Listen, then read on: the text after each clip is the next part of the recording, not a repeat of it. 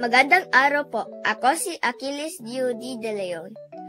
At sa araw na ito ay aking ipapakita ang iba't ibang anyong tubig na matatagpuan sa ating kapaligiran. Ang mga anyong tubig ay nagbibigay buhay at likas na yaman ng ating bansa. Tara, alamin natin sila. Ilog.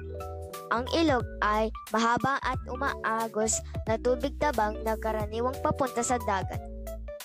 Halimbawa, Ilog Cagayan, ang pinakamahabang ilog sa Pilipinas. Dagat. Ang dagat ay malawak na anyong tubig na maalat. Halimbawa, Dagat Sulo o Dagat ng Pilipinas. Karagatan. Ang karagatan ay pinakamalawak at pinakamalalim na anyong tubig sa mundo. Halimbawa, Karagatang Pasipiko. Lawa. Ang lawa ay tubig na napapaligiran ng lupa. Halimbawa, Lawa ng Laguna. Bukal.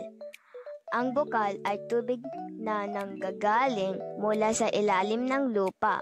Halimbawa, Tibiao Hot Spring sa Antique.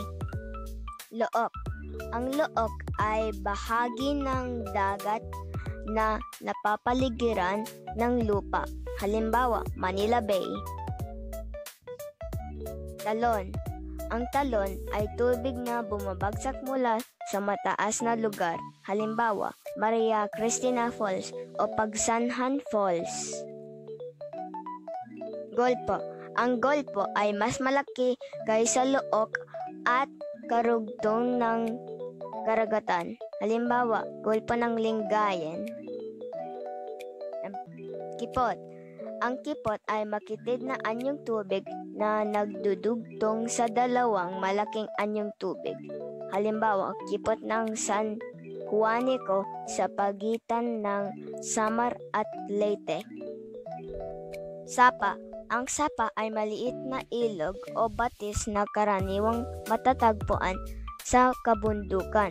Halimbawa, mga sapa sa mga probinsya ng Luzon at Visayas. Ang mga anyong tubig ay nagpakahalaga sa ating kalikasan, kaya dapat nating alagaan, linisin at pangalagaan ang mga ito upang mapakinabangan pa ng susunod na henerasyon. Ako po si Achilles at ito ang aking presentasyon, mga anyong tubig sa Pilipinas. Maraming salamat po!